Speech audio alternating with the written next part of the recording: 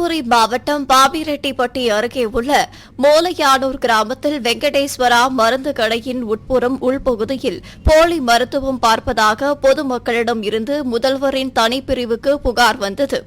அதன் பேரில் தருமபுரி மாவட்ட இணை இயக்குநர் சாந்தி அறிவுறுத்தலின்படி போலி மருத்துவ குழு மருத்துவர் அருண் தலைமையிலான குழுவினர் ஆய்வு செய்ததில் வெங்கடேசன் என்பவர் போலியாக மருத்துவம் பார்ப்பது தெரியவந்தது. இவர் வேப்பிள்ளைப்பட்டி கிராமத்தை சேர்ந்தவர் என்பதும் முறையாக ஆங்கில மருத்துவம் படிக்காமலும் தமிழ்நாடு மருத்துவ கவுன்சிலில் முறையாக பதிவு செய்யாமலும் பொதுமக்களுக்கு ஆங்கில மருத்துவம் பார்த்து வந்ததும் தெரியவந்தது. இதனை அடுத்து போலி மருத்துவரை கைது செய்து பொதுமக்களுக்கு மருத்துவம் பார்ப்பதற்காக வைத்திருந்த ஸ்டெதஸ்கோப், சிரஞ்ச் மருந்து, மாத்திரைகள், குளுக்கோஸ் பாட்டில்கள் ஆகியவற்றை பறிமுதல் செய்து போலி மருத்துவமனை மற்றும் மருந்தகத்திற்கு சீல் வைத்தனர். திருவள்ளூர் மாவட்டம் பெரியபாளையம் அடுத்த ஆத்துப்பாக்கம் பெருமாள் கோயில் தெருவை சேர்ந்தவர் முருகன். இவர் அதே பகுதியில் உள்ள தனது விவசாய நிலத்தில் மல்லிப்பூக்கள் பயிரிட்டு வியாபாரம் செய்து வந்தார். இந்நிலையில் கடந்த 26ஆம் தேதி இரவு தனது வீட்டின் வெளிப்புறத்தில் கயிற்று கட்டிலில் தூங்கிக் கொண்டிருந்தபோது விஷப்பாம்பு ஒன்று முருகனை கடித்து உள்ளது. இதனால் வலியால் துடித்த அவரை அக்கம் பக்கத்தினர் மீட்டு திருவள்ளூர் அரசு மருத்துவக் கல்லூரி மருத்துவமனைக்கு சிகிச்சைக்காக அனுப்பி வைத்தனர். கடந்த 2 நாட்களாக சிகிச்சை பெற்று வந்த விவசாயி முருகன் சிகிச்சை பலனின்றி பரிதாபமாக உயிரிழந்தார். பின்னர் பெரியபாளையம் போலீசார் உடலை கைப்பற்றி பிரேத பரிசோதனைக்காக அனுப்பி வைத்து விசாரணை மேற்கொண்டு வருகின்றனர்.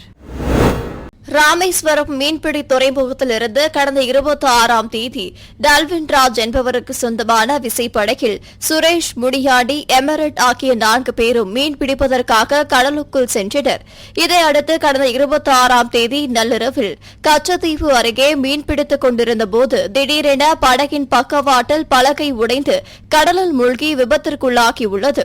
இதில் டால்வின் ராஜ், சுரேஷ் ஆகிய இருவரும் இலங்கை கடற்படையினரால் மீட்கப்பட்டு முதலுதவி அளிக்கப்பட்டு யாழ்ப்பாணத்தில் உள்ள இந்திய துணை தூதரகத்தில் ஒப்படைக்கப்பட்டனர். மேலும் கடலில் மூழ்கிய மாயமான சுரேஷ், வெள்ளச்சாமி என்கின்ற முடியாண்டி ஆகிய இருவரும் உயிரிழந்த நிலையில் அவர்களின் உடலை இலங்கை கடற்படை உதவியுடன் மீனவர்கள் தேடி மீட்டு சொந்த ஊருக்கு கொண்டு சென்றனர்.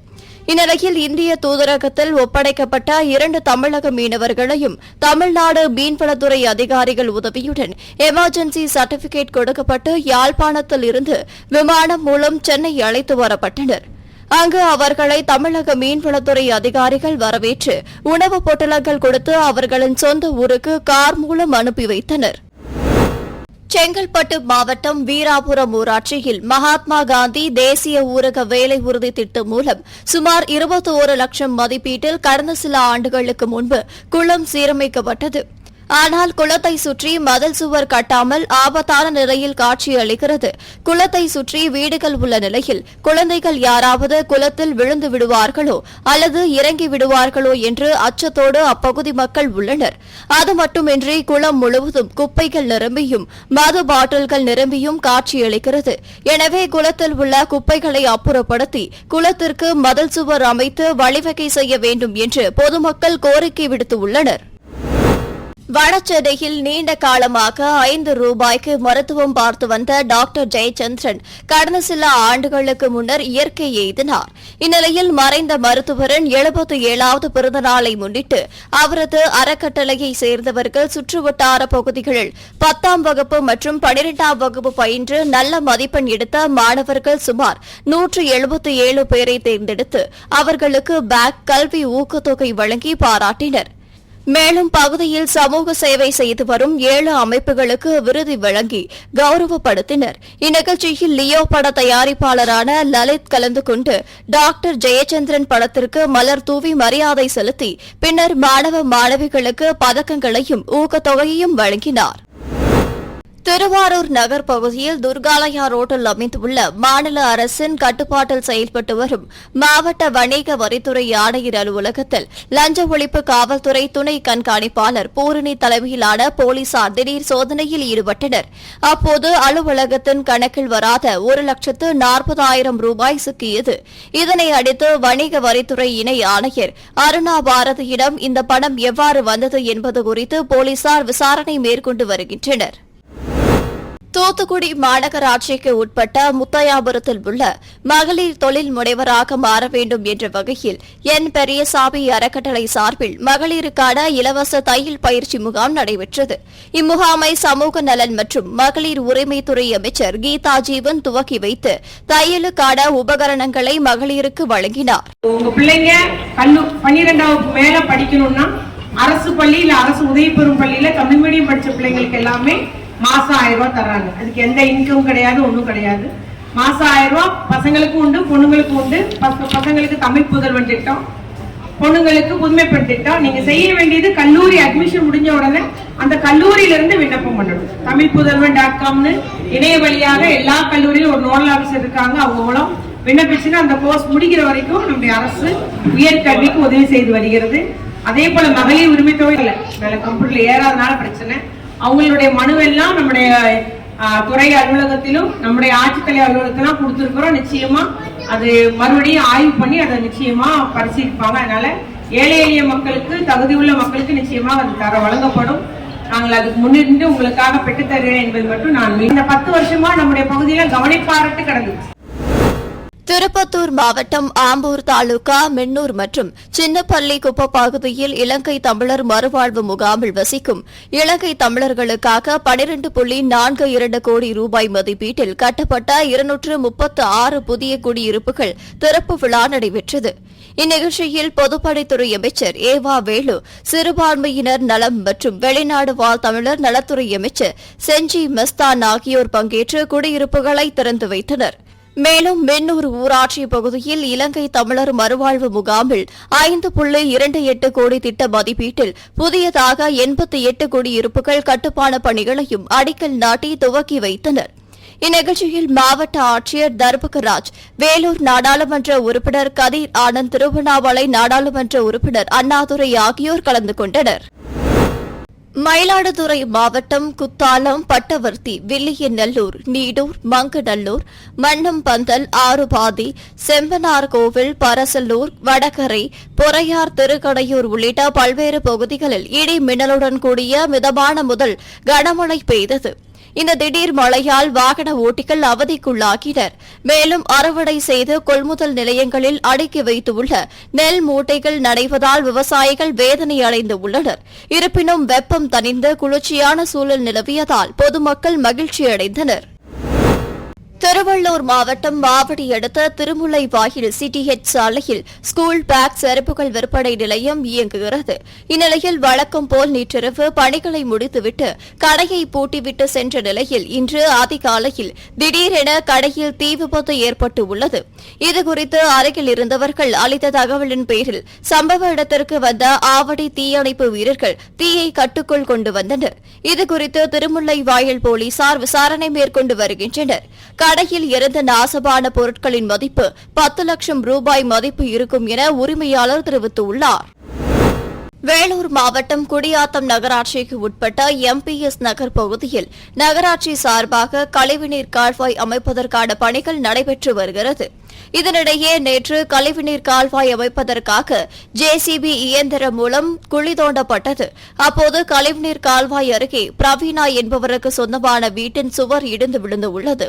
நல்ல வாய்ப்பாக வீட்டில் யாரும் இல்லாததால் அதிர்ஷ்டவசமாக உயிர் சேதம் தவிர்க்கப்பட்டது. இந்நிலையில் சுவர் இடிந்து விழும் வீடியோ காட்சிகள் சமூக வலைதளங்களில் வைரலாகி வருகிறது. மாநிலம் முழுவதும் நகராட்சி மற்றும் பேரூராட்சிகளில் வெண்டிங் கமிட்டி தேர்தலை உடனடியாக நடத்திட வேண்டும் என வலியுறுத்தி மயிலாடுதுறையில் சிஐடியு சாலையோர வியாபாரிகள் சங்கத்தினர் ஆர்ப்பாட்டத்தில் ஈடுபட்டனர். மயிலாடுதுறை நகராட்சி அலுவலகம் முன்பு சங்கத்தின் மாவட்ட தலைவர் மாரியப்பன் தலைமையில் நடைபெற்ற ஆர்ப்பாட்டத்தில் தரைக்கடை வியாபாரிகள் கலந்து கொண்டு சாலையோர வியாபாரிகள் பாதுகாப்பு சட்டத்துக்கு விரோதமாக சாலையோர வியாபாரிகளை வலுக்கட்டாயமாக அப்புறப்படுத்துவதை கைவிட வேண்டும், அனைத்து சாலையோர வியாபாரிகளுக்கும் இலவச தள்ளுவண்டி வழங்கிட வேண்டும் உள்ளிட்ட கோரிக்கைகளை வலியுறுத்தி கோஷங்கள் எழுப்பினர். தூத்துக்குடி மாவட்டம் வேப்பலோடையில் தேசிய அளவிலான கைட் போட்டிங் சாம்பியன்ஷிப் போட்டி கடந்த 25ஆம் தேதி துவங்கி தொடர்ந்து 3 நாட்கள் நடைபெற்றது. இதில் பாம்பே, கோவா, கர்நாடகா, மைசூர், பெங்களூரு, கொல்கத்தா, சென்னை உட்பட இந்தியாவின் பல்வேறு பகுதிகளில் இருந்து வீரர் வீராங்கனைகள் கலந்து கொண்டனர். இதனைத் தொடர்ந்து இன்று நடைபெற்ற இறுதி ஓட்டையில் தூத்துக்குடி மாவட்டம் வேம்பார் படையூர் பகுதியை சார்ந்த முருகேசன் வெற்றி பெற்று முதல் பரிசை தட்டி சென்றார். 2வது மற்றும் 3வது இடங்களை அசாம் மற்றும் ஒரிசா பகுதிகளைச் சேர்ந்த வீரர்கள் பிடித்தனர். திருவாரூரில் உள்ள தனியார் அரங்கில் திருவாரூர் ஒன்றிய திமுக பொது உறுப்பினர்கள் கூட்டம் திருவாரூர் ஒன்றிய செயலாளர் புலிவளம் தேவா ஏற்பாட்டில் நடைபெற்றது. இதில் சட்டமன்ற உறுப்பினர் பூண்டி கலைவாணன் கலந்து கொண்டு சிறப்புரையாற்றினார். இதனைத் தொடர்ந்து கலைஞரின் 100 ரூபாய் நாணயத்தை வெளியிட பெரும் முயற்சி செய்த முதல்வருக்கு நன்றி தெரிவிப்பது, நாகை பாராளுமன்ற தேர்தலில் தோழமை கட்சி வேட்பாளருக்கு திருவாரூர் தொகுதியில் அதிக வாக்குகள் பெற்றிட உறுதியாக செயல்பட்ட மாவட்ட செயலாளர் பூண்டி கலைவாணனுக்கு பாராட்டு தெரிவிப்பது, வரும் தேர்தலில் அதிக வாக்குகள் பெற அனைத்து கிளை கழகத்திலும் கலந்தாய்வு கூட்டம் நடத்துவது உள்ளிட்ட பல்வேறு தீர்மானங்கள் நிறைவேற்றப்பட்டன. மதுரை மங்கையர்கரசி மகளிர் கலை மற்றும் அறிவியல் கல்லூரி மற்றும் ஸ்ரீ பகவான் மகாவீர் விக்கலாங் உதவிக்குழு இணைந்து நடத்தும் இலவச செயற்கை மூட்டு பொருத்துதல் சிறப்பு முகாம் மங்கையர்கரசி கல்லூரியில் 3 நாட்கள் சிறப்பாக நடைபெற்று வருகிறது. இம்முகாமில் செயற்கை கை, கால், காலிபஸ் வீல் சேர், வாக்கர் ஆகியவை 300 மாற்றுத்திறனாளிகளுக்கு வழங்கப்பட்டன. இந்த முகாமில் தமிழகத்தின் பல்வேறு பகுதியில் இருந்து வந்த 300 மாற்றுத்திறனாளிகள் பயன்பெற்றனர். கடலூர் மாவட்டம் விருதாச்சலம் நகரத்துக்கு உட்பட்ட பூதாம்பூர் அரசு குடியிருப்பு, திருவள்ளுவர் நகர், இந்திரா நகர், ஏனாதிமேடு உள்ளிட்ட பகுதிகளில் சுமார் 10,000க்கும் மேற்பட்ட குடும்பங்கள் வசித்து வருகின்றனர். இந்நிலையில் ஒரு வாரத்திற்கும் மேலாக சம்பந்தப்பட்ட பகுதிகளில் குடிநீர் குழாயில் இருந்து துர்நாற்றத்துடன் கூடிய கழிவுநீர் வருவதால் குடிக்க கூட தண்ணீர் இல்லாமல் பொதுமக்கள் அவதியடைந்து வருகின்றனர். இதுகுறித்து பலமுறை நகராட்சி நிர்வாகத்திடம் புகார் தெரிவித்தும் எவ்வித நடவடிக்கை எடுக்கவில்லை எனவும், சமையல் செய்யக்கூட தண்ணீர் இல்லாமல் அவதியடைவதாக பொதுமக்கள் வேதனையுடன் தெரிவித்துள்ளனர். எனவே சுத்தமான குடிநீர் வழங்க வழிவகை செய்ய வேண்டும் என்று கோரிக்கை விடுத்துள்ளனர். Boothampur Gandhi road, main road, Dhanalakshmi தண்ணியே ஒன்றும் சரியில்லை, கலங்களாக வருது. ஒரு வாரமாக தண்ணி குடிக்க முடியல. மினரல் வாட்டர் தண்ணி வாங்கி வந்து குடிச்சிட்டு இருக்கிறோம். ஆடு மாடு கூட குடிக்க மாட்டேங்குது இந்த தண்ணியை. புள்ளிகளையும் குளிப்பாட்ட முடியல, பள்ளியோடம் அனுப்பிச்சி விட முடியல. இந்த தண்ணியை பார்த்தாவே காயலாக வந்துருமோன்னு பயந்துட்டு நாங்கள் இதாக இருக்கிறோம். அப்படி தண்ணி வெறும் குழம்புலாம் வருது, சாக்கடை தண்ணியாக வருது. ஒரு மாதமாக இதேமாரி வருது. கிட்டத்தட்ட ஒரு 10,000 பேர் இதுதான் குடிக்கிறோம். ஆடு மாடு கூட இப்போ குடிக்க மாட்டேங்குது. எவ்வளோ சொல்லி பார்த்தாச்சு, நகராட்சியில் சொல்லி பார்த்துட்டாங்க, பாட்டிலையும் பிடிச்சி போய் காட்டி பார்த்துட்டோம். எதுவும் நடவடிக்கை எடுக்க மாட்டேங்கிறாங்க. நாமக்கல் மாவட்டம் ராசிபுரம் கோடேரிப்பட்டி பகுதியை சேர்ந்தவர் கவிதா. இவர் முள்ளுக்குறிச்சி பகுதியில் உள்ள தனக்கு சொந்தமான விவசாய நிலத்திற்கு சென்றுவிட்டு வீடு திரும்பியுள்ளார். அப்போது இருசக்கர வாகனத்திலிருந்து பாம்பு சத்தம் கேட்டுள்ளது. இதனை அறிந்த கவிதா இருசக்கர வாகனத்தில் பாம்பு உள்ளதை கண்டு அதிர்ச்சி அடைந்து ராசிபுரம் தீயணைப்பு துறையினருக்கு தகவல் தெரிவித்தார். அதன் பேரில் சம்பவ இடத்திற்கு வந்த தீயணைப்பு துறையினர் இருசக்கர வாகனத்தின் பாகங்களை பிரித்து 1 மணி நேரத்திற்கு மேலாக பாம்பை பிடிக்கும் முயற்சியில் ஈடுபட்டனர். நீண்ட நேர போராட்டத்திற்கு பிறகு 6 அடி நீளம் கொண்ட கொம்பேரி மூக்கன் பாம்பினை உயிருடன் மீட்டு சாக்குப்பையில் அடைத்து காப்பு காட்டு பகுதியில் விடுவித்தனர். திருவண்ணாமலை மாவட்டத்தில் நடைபெற்று வரும் வளர்ச்சிப் பணிகளை ஆய்வு செய்வதற்காக வந்த சட்டமன்ற பொதுக்கணக்கு குழுவின் தலைவர் செல்வ பெருந்தகை தலைமையிலான குழுவினர் போலூரில் நடைபெற்று வரும் ரயில்வே மேம்பால கட்டுப்பாடு பணிகள் மற்றும் பல்வேறு வளர்ச்சி திட்ட பணிகளை ஆய்வு செய்தனர்.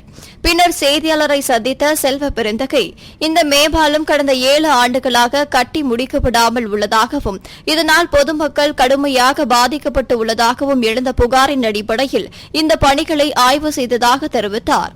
இதனைத் தொடர்ந்து திருவண்ணாமலை மாவட்ட ஆட்சியர் அலுவலக மன்ற கூட்டரங்கில் அனைத்து துறை அதிகாரிகளுடன் ஆய்வுக் கூட்டம் நடைபெறுகிறது.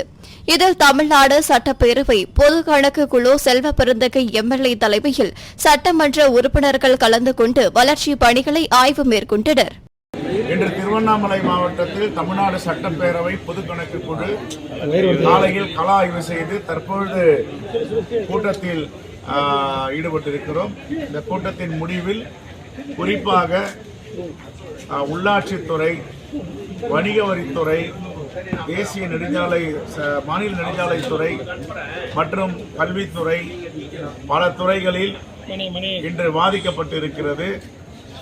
நம்முடைய கண்ட்ரோலர் ஆஃப் ஆடிட்டர் ஜெனரல் கொடுத்த அறிக்கையின் அடிப்படையில் இன்று இந்த கூட்டம் நடைபெற்றிருக்கிறது.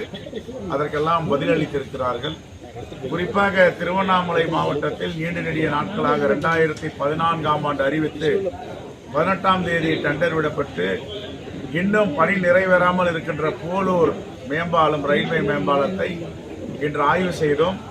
ரயில்வே துறை அதிகாரிகளை வரவழைத்து அக்டோபர் 15க்குள் இதை முடிக்க வேண்டும் என்று கேட்டுக்கொண்டிருக்கிறோம். அந்த அடிப்படையில் அக்டோபர் 15க்குள் இந்த பாலத்தை கட்டி முடித்து விடுவோம் என்று ரயில்வே துறை சார்பாக உறுதியளித்து கடிதம் கொடுத்திருக்கிறார்கள்.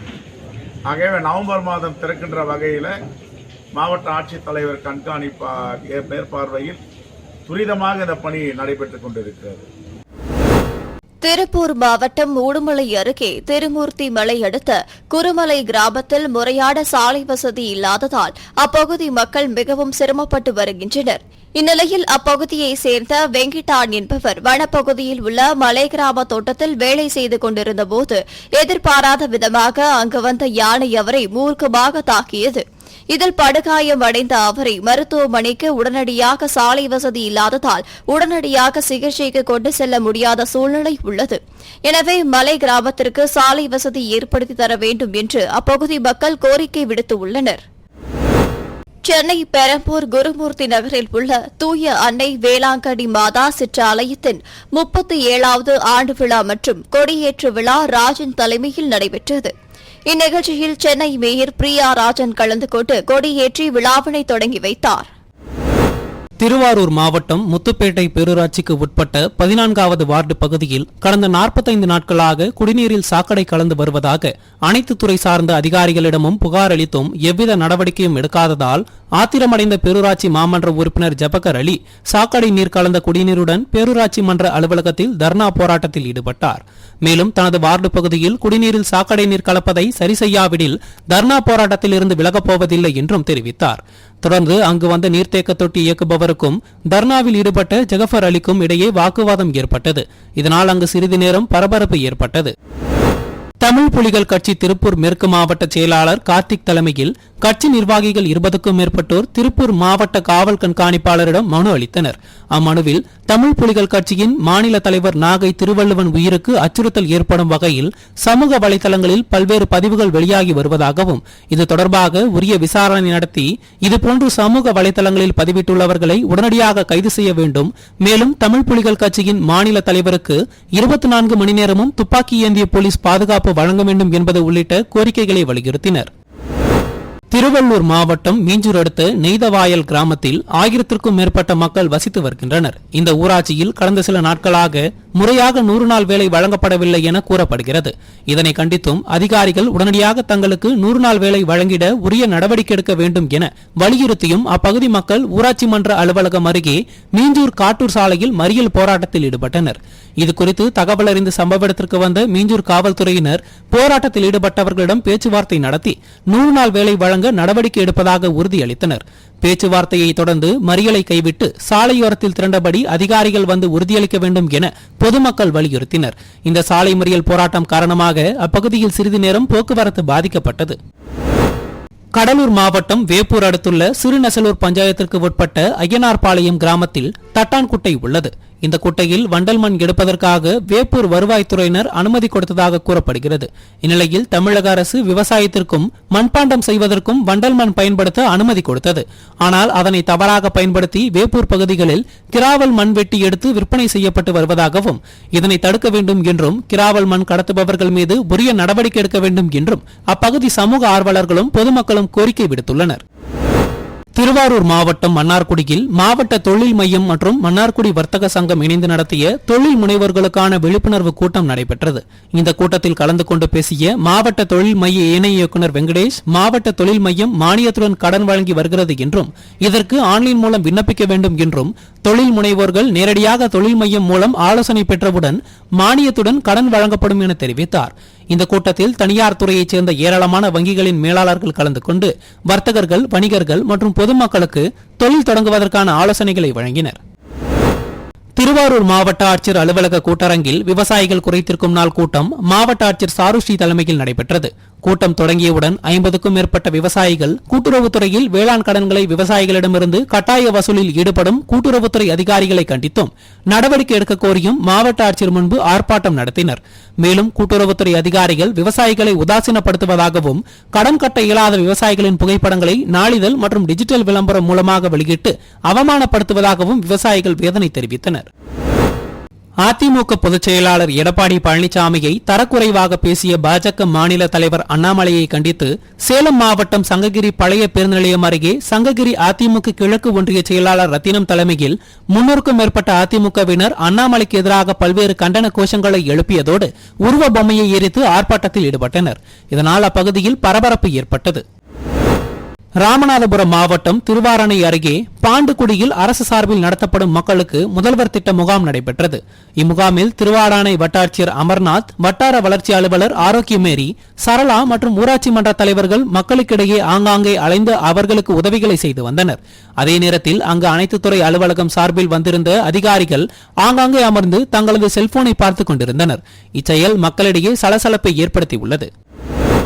நீலகிரி மாவட்டம் உதகை நகரமன்றத்தின் மாதாந்திர கூட்டம் நகரமன்ற தலைவர் வாணீஸ்வரி தலைமையில் நகராட்சி ஆணையர் ஜஹாங்கீர் பாஷா, துணைத் தலைவர் ஜே ரவிக்குமார் முன்னிலையில் நடைபெற்றது. இந்நிலையில் தங்கள் வார்டுக்கு முறையாக நிதி ஒதுக்காமல் வளர்ச்சிப் பணிகள் நிறைவேற்றப்படுவதில்லை என கூறி அதிமுக கவுன்சிலர்கள் கூட்டத்தை புறக்கணித்தனர். இந்நிலையில் கூட்டம் நடைபெற்று வந்தபோது திமுக இதனால் கூட்டத்தில் சலசலப்பு ஏற்பட்டது. கவுன்சிலர்கள் தங்களிடையே மோதிக்கொண்டனர். அரியலூர் நகர திமுக பொது உறுப்பினர்கள் கூட்டம் அரியலூர் திருச்சி சாலையில் உள்ள தனியார் மண்டபத்தில் இன்று நடைபெற்றது. இதில் தமிழக போக்குவரத்து துறை அமைச்சர் சிவசங்கர் கலந்து கொண்டு சிறப்புரையாற்றினார். அப்போது பேசிய அவர், நாடாளுமன்ற தேர்தலில் 40 தொகுதிகளிலும் தமிழக முதல்வர் தலைமையிலான அணி வெற்றி பெற்றதால் தான் இன்றைக்கு மோடி ஒரு மெஜாரிட்டி ஆட்சியாக இல்லாமல் மைனாரிட்டி ஆட்சியாக இருக்கும் நிலை உள்ளதாக தெரிவித்தார். மேலும் நீட் தேர்வு முறைகேடுகளை மூடி மறைக்கும் பணியைத்தான் மோடி அரசாங்கம் செய்து வருவதாக குற்றம் சாட்டினார். எனவே அவருக்கு நாம் துணையாக இருக்க வேண்டும். கடந்த நாடாளுமன்ற தேர்தலில் 40 தொகுதியில் நம்முடைய முதலமைச்சர் தலைமையிலான அணி வெற்றி பெற்ற காரணத்தினால்தான் இன்றைக்கு மோடி ஒரு மெஜாரிட்டி ஆட்சி அமைக்க முடியாமல் மைனாரிட்டி ஆட்சியாக ஆந்திராவை சேர்ந்த தெலுங்கு தேசம் கட்சி ஆதரவோடு, பீகாரை சேர்ந்த ஐக்கிய ஜனதா தள் கட்சி ஆதரவோடும் ஆட்சியை நடத்துகின்றன. மோடி மாத்திரம் இன்னொரு முறை மீண்டும் ஆட்சிக்கு முழு மெஜாரிட்டியோடு வந்திருந்தால், கடந்த காலங்களில் வந்தது போல் வந்திருந்தால் நம்முடைய தமிழ்நாட்டினுடைய நிலைமை மிக மோசமாக ஆகியது. நீட் தேர்வை எப்படி நம் மீது திணித்து கிராமப்புறத்தில் இருக்கின்ற ஏழை எளிய மாணவர்கள் டாக்டர் படிக்கின்ற வாய்ப்பை கெடுத்தாரோ, அதே போல எல்லா படிப்பிற்கும் நீட்டை கொண்டு ஒரு தேர்வை கொண்டு வந்து நாம் கல்லூரிக்கு நம்முடைய மாணவர்கள் செல்ல முடியாத நிலைமையை கொண்டு வந்திருப்பார். ஆனால் வட இந்திய மாநிலங்களில் நீட் தேர்விற்கு அவர்கள் காப்பி அடிப்பதற்கும் விட்டெடுத்து பாஸ் பண்ணுவதற்கும் கேள்வித்தாளை முன்னே கொடுத்து அவர்களுக்கு உதவுவதற்குமான பணிகளை எல்லாம் செய்துதான் இந்த ஆண்டு நீட் தேர்விலே அவர்கள் செய்த முறைகேடு அத்தனையும் வெளியே வந்திருக்கிறது. வெளியிலே சொன்னால் அது பெரிய சிக்கலாகிறது என்று ஊழிமறைக்கின்ற பணியை தான் மோடி அரசாங்கம் செய்து கொண்டிருக்கிறது. ஆனாலும் நாம் நீட்டை எதிர்த்து நம்முடைய தலைவர் கலைஞர் அவர்கள் முதலே எதிர்த்தார், நம்முடைய தளபதி அவர்கள் எதிர்த்தார். அப்பொழுதுதான் மற்ற மாநிலத்தை சேர்ந்தவர்கள் நீட் தேர்வு நல்ல தேர்வு என்று சொன்னார்கள். ஆனால் இந்த ஆண்டுதான் எல்லோருமே நீட் தேர்வு தவறான தேர்வு, அது ஏழை மாணவர்களுடைய வாழ்க்கையை வயிற்றிலே அடிக்கிறது என்பதை புரிந்து கொண்டு நம்மை போன்று நீட் தேர்வை எதிர்க்கிற நிலைமைக்கு வந்திருக்கிறார். எப்பொழுதும் தமிழ்நாட்டை பொறுத்தவரை நாம் தான் ஒன்றிய அரசு எதை நமக்கு எதிராக கொண்டு வந்ததோ அதை முதலில் எதிர்த்து கொண்டு கொடுக்கிறவர்களாக இருப்போம்.